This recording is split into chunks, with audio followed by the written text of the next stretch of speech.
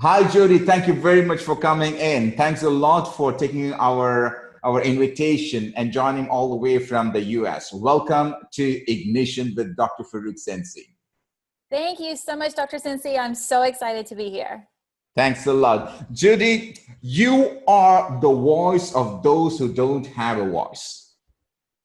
That is correct. I am definitely a voice for those who have no voice. Wow. And as a child, you always felt yourself to be stupid in the classroom. You always felt that you are the one who is in the backbencher, always felt stupid. And when you got into your teenage, you always became a rebel to everybody.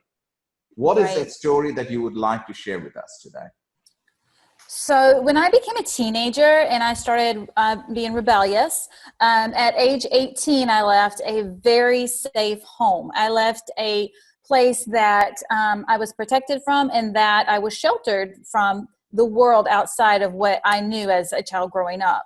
Mm-hmm. And whenever I did that, I ended up stepping into a very evil world that I had no idea that existed. Okay. I got a job working as a receptionist. Okay. And one day a gentleman came in and he was good looking. He was, very flirtatious with me. And back then we didn't have cell phones. So he asked if he could get my phone number. Mm-hmm. And I gave it to him and we started to talk on the phone. Okay. And he worked out of town. Like he was a business guy, so he was never around. So I was 18 years old and I was actually a virgin. And I, fell head over heels for this guy. We talked on the phone all the time. He promised me so many things, a beautiful house and horses and all the things that I've ever dreamed of. Well, we talked for about 2 months on the phone, and then he told me that he's coming back into town. Mm-hmm. And I was super excited about that. I was like, oh my gosh, he's coming to see me. And he's like, you can meet my parents. And he's like, I want you to wear something really, sexy. I want you to look good for me. I hadn't seen you in forever. And I was just so excited about this. And so I was getting ready the next day to walk out of the house, and the phone rang and it was him. And he said, hey baby, flight's delayed. So sorry, running late. But my best buddy, he's a bodyguard / friend of mine. He's going to pick you up instead. And I was like, okay, same spot. He's like, yeah, we're meeting the same spot, everything. So when I get there, there's only one other vehicle in the parking lot. Mm-hmm. And this guy gets out and he's huge. Mm-hmm. I could totally tell he could be a bodyguard because he's huge. Mm-hmm. And I ended up getting out of my car and he said, hey, Jody, just super friendly and everything. And I didn't go with my gut. I should have, but I didn't. I was so head over heels for this guy. I call him Trek in my book. But I was so head over heels for him that I trusted him enough to go with this person I didn't know. Mm-hmm. And so when I got closer to him, I realized he had a gun on him. And the next thing I know, I'm blindfolded. And what's so crazy is when I was in the vehicle, and I'm very careful about what I say, but when I was in the vehicle blindfolded, I remember thinking, oh, this is a fun way for Trek to propose to me. Mm-hmm. Because that is how much he was in my head. Mm-hmm. I was so convinced that this guy was going to sweep me off my feet that even in this really scary moment, I didn't realize that it was a bad situation. And so I left my car there and I ended up, of course I had to. When I got to the next time I took the blindfold off, it was a motel. It was a very beat down motel on the side of the interstate. And I knew immediately I was in trouble.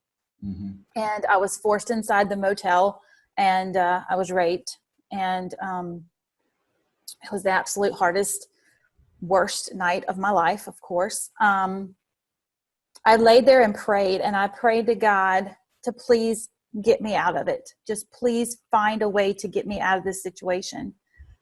And the next morning woke up and the guy's in the corner smoking a cigarette. And I just found the strength inside me to say, okay, well, I'm going to go home now, and he starts laughing, and I'll never forget that laugh. It just sends shivers down me. But he starts laughing and he says, you're not going home. You're not ever going to see home again. And it came in my mind to mention that my sister worked for the highway patrol. And I said, oh, well, my sister works for the highway patrol. She'll track my car back here. Like, I didn't act scared, although that I was. And he said, what do you mean your sister works for the highway patrol? Did you tell Trek that? And I said, no, but I had told Trek everything else about me, but I never mentioned that one detail. And so he gets on the phone, he's screaming in the phone to whomever, and he slams the phone down. He says, you can go. He says, but you have to come back. And that is the part I never told a soul. I never told a person in this world, because I was so ashamed that I went back. But when he told me that, he said, if you don't come back, I know where grandma and grandpa live. I know where dad works. I know what time dad gets into work. I know what time dad leaves work. And so basically I was threatened that if I didn't come back, they were going to kill my whole family. And so I went back. I actually went to the hospital, and I was going to go report that I had been raped because I was in a lot of pain. And I went to the baby area instead, because I was thinking, what if I'm pregnant? What if, I don't know. And so I went there, and then I called my friend and I said, hey, can I please come stay with you? Me and my boyfriend got in a fight because she knew I was supposed to go out with Trek. And she was like, I thought you were at the party. And I was like, no, we broke up. Can I please just come there? And so I went there, and I was in the shower, and I just wanted him off of me. I scrubbed myself till I bled. I just wanted him off me. Wow. And so at that time I was living with my aunt and uncle, and I ended up going there. I ended up calling my job where I was working, quit there. I went back home. And when I went back home, I did not tell anybody what happened to me. Not a soul. I did not tell anybody. And I was there for about, I think a week to 2 weeks, and I had started nannying. So I wasn't home that much. I was nannying more than I was home, because I was so afraid to be at my house. And I walked in the door, and I'll never forget, my dad looked at me and he said, you need to tell your little friends to quit calling here and hanging up. I knew immediately who that was. And I said, Daddy, I'm so sorry, and I went into the kitchen, and the phone rang, and I grabbed it off the wall. And it was him. And he's like, I'm going to kill all of you. I'm going to kill every single one of you. And I could still hear him in my head, in my voice, the voice in my head. And I said, I will come there. I said, I will come there. I will come back there. I promise. Please don't. Please don't. I was waiting for you to call. I didn't know what to say to him. And so I ended up going back, and I had come up with a plan to put a key on the bottom of my shoe. And I had come up with a plan that I was going to wear him out, because he was a really big guy. And I didn't know what else to do. So I did. And I ended up escaping when he was asleep. I ended up getting away, and I ended up getting in my car, going back to where I nannied. And when I pulled up there, the whole way there, I was praying for God to let me please have a way out. And I don't know what that way is. I don't know how that's going to be, but I just need a way out. I just believe from a little bitty girl that you can help me, and there's going to be a way out. And when I pulled up to where I nannied, there was a U-Haul sitting in their driveway. And I thought, what? They're not moving. So I go inside, and it gives me cold chills to this day, because I looked at them and I said, what are y'all doing? And they said, oh, we're leaving in the middle of the night. We're tired of being here. And I went in the bathroom, and I got on my knees, and I prayed, and I said, God, is this it? Please give me a sign they won't kill my family. And please give me a sign that nobody will come after them. And I ended up going outside to the U-Haul, and a shooting star went flying across the sky. And I knew that was my answer. And so I left with them in the middle of the night, and I was pretty much on the run since that moment. And my sister, I didn't tell anybody my story. I told my sister 4 years later. And when I told her, she said that they drove by the house all the time. And they drove by the house really slow in front of it. And then one day my dad went out and he got a shotgun, and he sat on the front porch. And I thank God that they didn't shoot at my dad, and that my dad didn't shoot at them. But I understand now the purpose and the pain, and why I went through that was because I meant to help other people. And that's what I'm doing now. Is I was so ashamed. I felt so guilty. I felt so disgusting with who I was because of what happened to me, that I wouldn't tell anybody. And I lived in such fear. I would literally be in my closet of my bedroom, and I would not come out because all the voices in my head said that they were out there and they were going to get me and they were coming for me. So like, I didn't live a normal life. I couldn't just go to the grocery store. I just couldn't hang out with friends. I was in fear 24/7 that was going to happen to me again. So it was, I went down a very dark path. I self-medicated drugs. I self-medicated alcohol. I did everything trying to just numb myself. I couldn't be in a relationship intimately with somebody without numbing my body, because that trigger would come back of that man on top of me and taking that from me. And so I ended up getting into an abusive relationship because we attract what we don't heal from. So I never healed from being treated that way from that man. And I ended up in an abusive relationship with someone that told me I was not good enough. I was trash. I was disgusting. I was all these things. And I just got so beat down. But I realized the whole time I was running from God. I was running. I was trying to escape my past and trying to escape what I had been through. Mm-hmm. And so when I finally quit running and said, okay, God, take this. I can't anymore. I can't. Enough is enough. I can't. Like, I can't. I mean, I tried to take my life several times. And one time that I tried to take my life, I was right there. I had the glass right at my wrist. I was fixing to slit it. And all of a sudden a roach flew across right here in front of my face. And I jumped and I was like, wow, that, and it was like, I felt like a sign from God saying, you're better than this. You're better than what you feel you are, And so I went through what I call breakthrough prayer, and I gave it all to God, all of it. I gave it all. And the hardest part was forgiving this man that took my virginity, that raped me multiple times and was so disgusting and mean and ugly to me. But I had to forgive him because I couldn't find peace within me. I couldn't move forward until I forgave him. Mm. And so and then I had to forgive the guy that lured me in, because I was bait to him. I was nothing, he didn't care about me or my feelings. So therefore I had to forgive him too, because of the evil act that he did of luring me into that situation. Wow. Then in 2009, you mm-hmm. met your husband. I did, yes. And he's a pilot. Yes, he is amazing, godsend. He is the best person, genuine. He has done just about everything in life. I said, you need to write a book, been there, done that, because he literally has done everything, and he loves to fly. That's one of his things that he really, really loves to do. But he's also background flight paramedic. He's owned several restaurants. He was in SWAT. So, he wears a bow tie, but he's bad to the bone. I always say that. That yes. And he picked me up like this. I always say I was a dirty diamond. Mm-hmm.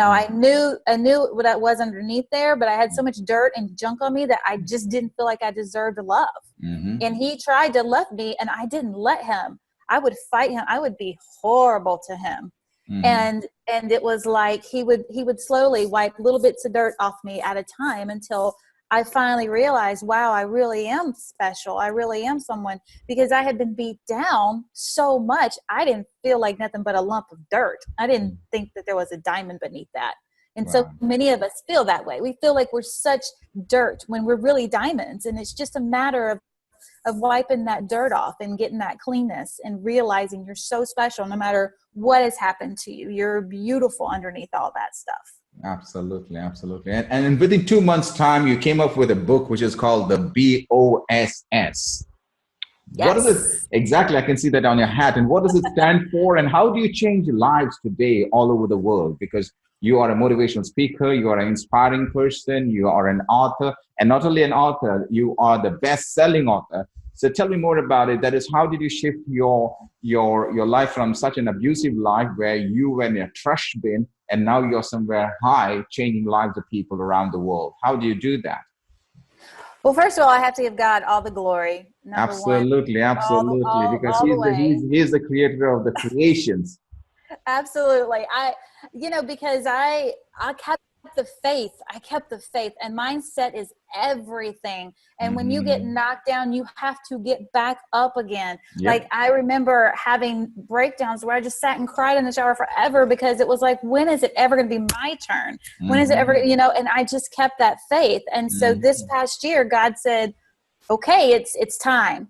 And so with my story, in February of this past year, or actually in November, I had started a channel called Bling Life, which bling, sparkly. I love bling and sparkly stuff. And on that channel, I would hide myself with a big wig and these big glasses. Okay. And God started to wake me up in the middle of the night, 3 o'clock in the morning. He's like, it's time for you to tell that story you've never told anyone. And I'm like, oh no.